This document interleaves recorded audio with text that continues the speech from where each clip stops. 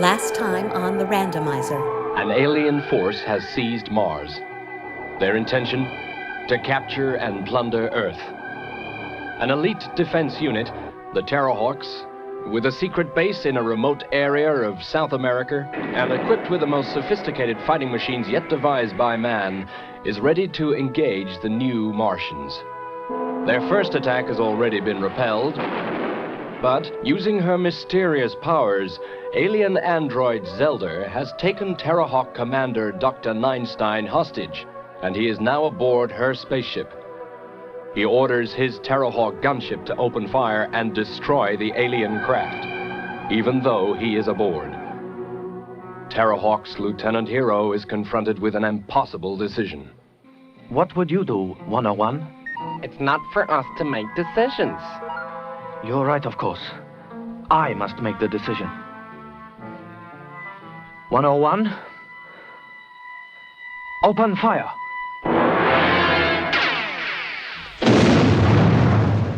And now the conclusion. And I do like that the recap just ends with the ship blowing up. I don't like this. Tiger! Thank God you're all right. Oh, thank God. It's the G word. Don't often hear that in a puppet show. You mean, what am I doing here on Earth?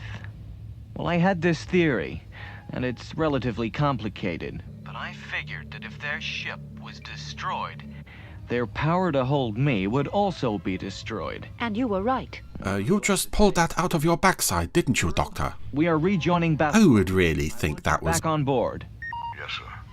even on the table? Just give me a few minutes. Even with a very complicated theory.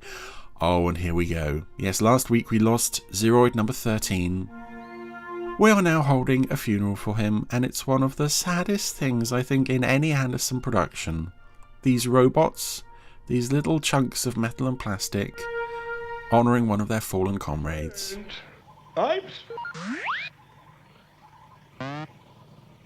Fire!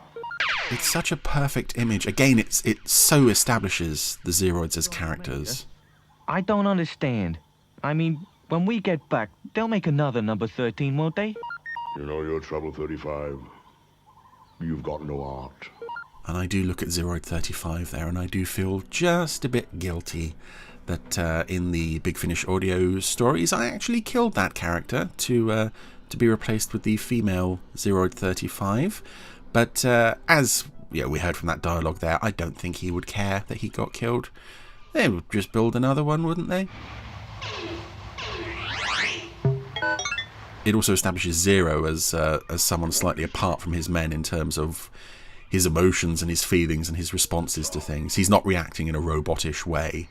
Yes, Sergeant Major. I wanted to see you. And we just had a glimpse of a different Ninestein puppet there. We're now back to the hideous one that we're stuck with for last week. You are a machine. So I gather some parts of this episode were reshot at some point. You are Zero. You are absolute zero. Zilch. In future, if I say jump, you jump. Well, don't just sit there. Say something. Yes, Doctor. Again, we have this awful... The characters being so deadly serious in the early episodes. I think particularly having the narrator on the recap there. I know we need a recap. We need someone to explain what's going on.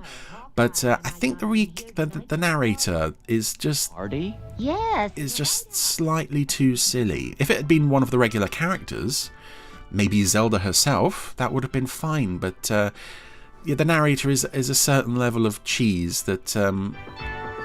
that coupled with the seriousness of what's going on, or supposedly going on, it just... Okay, folks, let's raise our glasses. But here we are at the opposite end of the spectrum. We're having a party. Encounter with the new Martians. New Martians again. E1. CIG. Champagne is go. Oh, dear. Actually, sir, his champagne is gone. And my head is spinning. Dr. Ninestein. Yes, Hero? Zelda. She's on her way back. But we're having a party. With booze and everything. In this universe of ours is impossible. You should have known that, Doctor, when I lost my power to control matter, you were automatically returned to Earth, and I to Mars. There was a brief insert shot of Mary Falconer there looking absolutely stoned. Your hostility, I returned to Earth in peace. Why would blowing up her ship return Zelda to Mars? I mean, maybe she's... I guess that Stations. sometimes comes under the Zelda reclaims her own thing, but I don't see any way that blowing up her ship with Tiger on it would return Tiger to Earth. She's hostile. If she gets any closer, just let her have it. 10-10. Also seeing the puppets in their party gear here just emphasises how massive their heads are and how small their arms are. When Tiger's got his hand up to his ear there, it looks a bit silly. Doctor, Zelda's ship is standing off, just out of range of our guns. All right, hero. We're on a 1040 down here. I'm going to the Terrahawk. Keep your eyes peeled and expect the unexpected. 10-10. And, of course, this wasn't the first two-parter that we had in the Anderson Goodwill. world, but I bring a it's one of the first. It's also one of the first where the second episode of the series follows directly on from the first. so that I may confer with your commander. We had that with Stingray, of course, and Captain Scarlet. It's revealed to no one. Of But they weren't like part 2 of the previous episode. This one is marked as part 2, but again, it doesn't feel like a continuation so much as just, here's another unrelated adventure, here's a bit more I stuff. believe you were friendly, but then you attacked us. I didn't attack. But this is nice. Defended myself. One of your robots attacked me. Zelda sowing the seeds of doubt. That number 13 did not fire first. I have never disobeyed an order. A jump cut to what looks like an unrelated shot of Zero for the second half of that scene there. Tiger's crazy. I know. Wants to give that cat the benefit of the doubt. Yeah. Some of my best friends are androids. Hawkwing, you have a... That's a fairly, I don't know, specious thing to say there, Hawkeye, considering that you do actually work with a whole army of robots who are all absolutely lovable and perfect. What, you're saying Sergeant Major Zero is not, you don't have much time for him? Katie, Hawkeye, you know the drill. Circle the landing area. If Zelda makes one hostile move, blast her. 10-10. Oh yeah, because it worked so well last time. Same place, huh? Don't you think she's deceiving you? Well, someone is deceiving me. Oh, don't distrust Zero. It's interesting looking at the first episode, knowing what the show eventually became, the running themes and threads that would be weaved through the series, what they choose to introduce here, and I think it's a good idea to introduce the Tiger Zero friction here, but Oh, Katie, but I certainly know what I've got for her if there's any kind of trouble. ooh. Yeah, certain ideas are introduced that just don't go anywhere. It's also interesting... What do you think Zelda really has in store for us? Well, as I always say, Expect the unexpected. Even Zero's fed up with him. Yeah, it's interesting what the show chooses to introduce. What's in store for our little earthlings, don't we?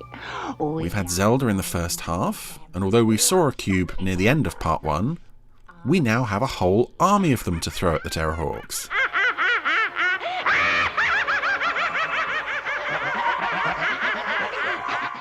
And although the cubes are rather iconic, probably mostly due to the end titles, it's like introducing those as Zelda's first thing that she's going to throw against them. I mean, what about the Zeefs? The Zeefs, I would say, are far more important to the show overall than the cubes, and yet it's the cubes that get thrown out first. We're now introducing Battle Tank as well, which looks very nice. Battle Tank always looks perfect. You do wonder, why weren't you using this in part 1? Zero, Aside from holding some stuff back for part 2. Hawk, okay? So? Hawkwing, what is Zelda's 1020? Well, she's about 30 miles south. She'll be landing in a few minutes. 1010. We're going to a full 1040, Tiger. Shotgun. You feel like a piggyback? Stand by to receive boarders. Oh, they're going to do it again this week. Okay. So that's 2 episodes they used it in, but I don't remember it being used much more after this. They must have been really proud of this idea if we've Wing at 1040. had it in both parts of the 2-parter. Here she comes. Oh, Mary is looking almost as bad as Tiger by this point. She looks very stiff and lifeless.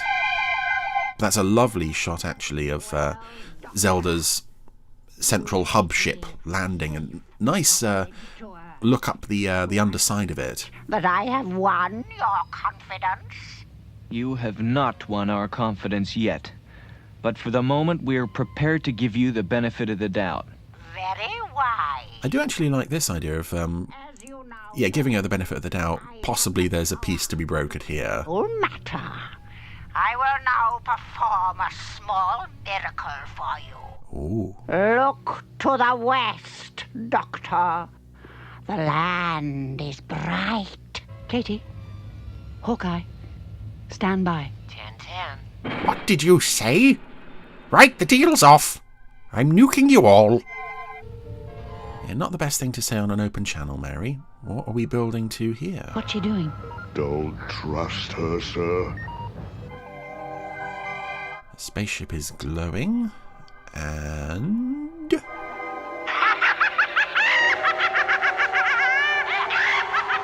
well, this sounds harmless and innocent.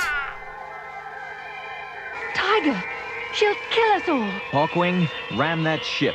And a different shot of a different tiger puppet used there in that shot. This is the one that would later become the most commonly seen. So I don't know if this is a reshoot or if they had multiple tiger puppets available when they made this episode, and for some reason they chose to use the uglier one of the two.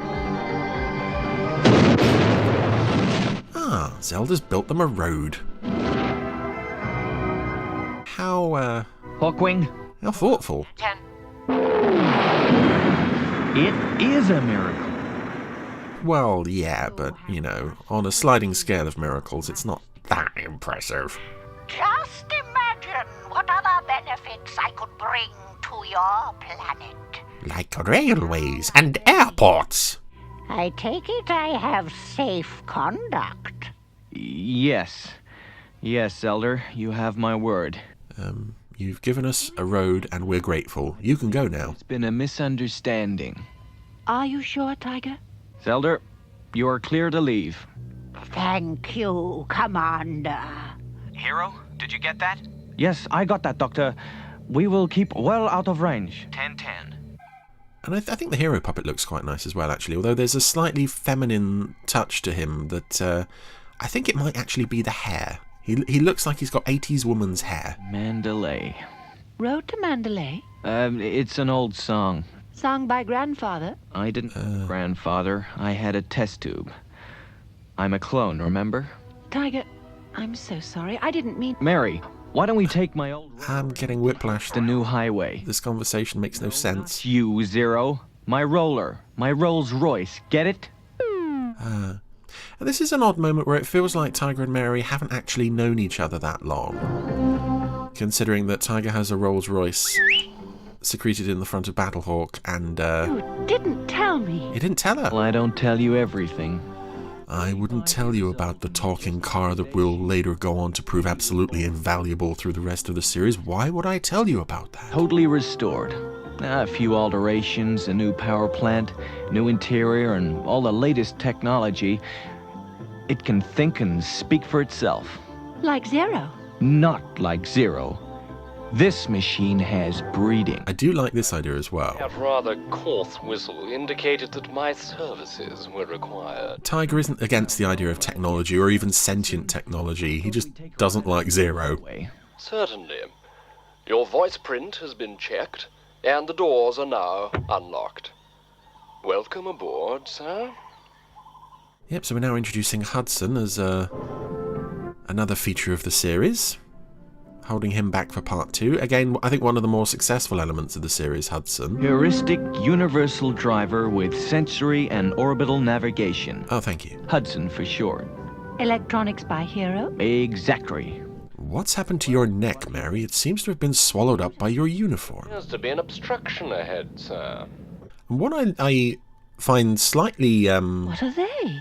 I I don't... Odd about this scene, but rather charming overall throughout the whole series, is Hudson doesn't appear to have any weapons. Let's get out of here. You know, Fab 1 I'm taking over. As you wish, sir. is loaded with machine guns and flamethrowers and rocket launchers and all sorts of terrible things. Hudson doesn't appear to have any of that stuff. He just sort of gets by on class and cool. What's happening? Force field. Also an idea that didn't last much beyond the early episodes. Tiger actually driving Hudson. That was obvious. We're trapped. That's also obvious. Try the phaser, Hudson. Although, Oh, theory is... he does have a weapon. And it doesn't work. Could be why we never saw it again. The force field is impenetrable. I'm afraid so. Yep, the Give me a satellite link. army of cubes have surrounded Hudson, set up a force field. Hawks. This is a 1090. We're trapped in what I believe to be an impenetrable force field. Stand by for instructions. In the meantime, make no attempt to rescue us. I promise you, Doctor, that I will not attempt to rescue you. Oh, she's wonderful. Your tomb, and be sure of it. You will both die. Again, I don't remember the cubes Me. making force fields between themselves after this episode. Maybe it did happen, but I've been talking to Hawkeye. it's not a feature that they made much use Out of. through the top of the force field. Your fate is sealed. Goodbye, Doctor. I hate to say it. Then I will. Zero was right. It's ironic, isn't it? He's the only one who can save us. By increasing his mass? Yeah, he can make himself as heavy as a black hole.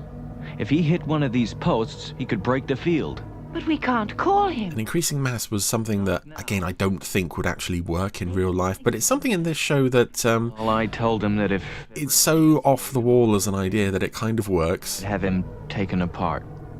Oh, charming. Thank you, Tiger.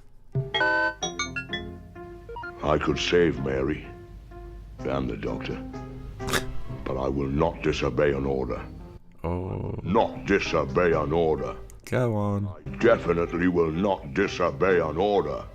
The heck I won't. Yay. That's it. Zero off to the rescue. I don't know where the rest of the Zeroids are at times like this. It seems like they might be useful, but Hawkeye, do you see what I see? I sure do. He's increasing his mass. I just hope he's a good pitcher. He could smash that car to pieces. more lovely music here. Zero. Keep rolling, baby.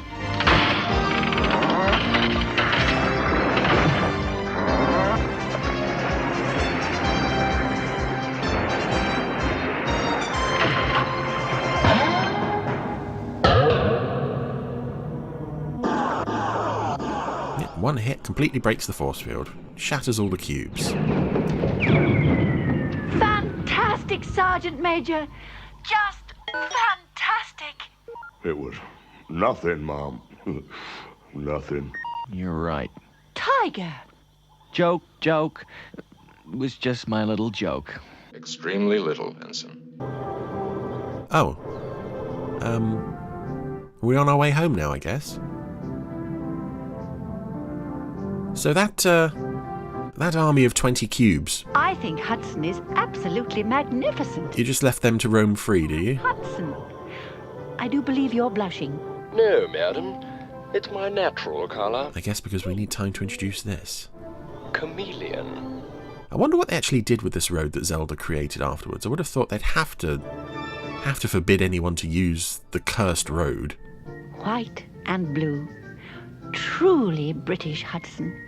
Truly British. Meanwhile, the cubes that the Terrahawks have let go are destroying a small town somewhere. All right, Zero. Up on your perch. Different tiger puppet again. Today, And he's back to his ugly self. once again, you started to think for yourself. Well, yes, sir, but When are you going to realize that you were made and programmed by a superior being? with due respect, sir, wouldn't you? Oh, and that's a cool line. Sergeant Major... But it does make Tiger look very unlikable. And the fact that his teeth are all but falling out of his mouth in this horrible puppet. I hate this early Tiger puppet. Ugh. Doesn't help either. Thanks, Zero. I'm off to the dentist. Thanks, Zero. Yay! Wonders never cease. Happy Zero. Believe it. I can't believe it. I'm over the moon. I'm right over the moon. Oh, I love you, Windsor Davies. I miss you. And now we're introducing Zelda's cryogenic store. Again, without much explanation. Friend, my first encounters with the Terrahawks have failed. But now I am going to give you your chance. Sram, Oh, here he comes. ruler of planet Felony, I am going to bring you out of suspension. And this is a very freaky shot to end the episode on. The reveal of SRAM. Although it's interesting if you look at the order in which things are introduced in this show.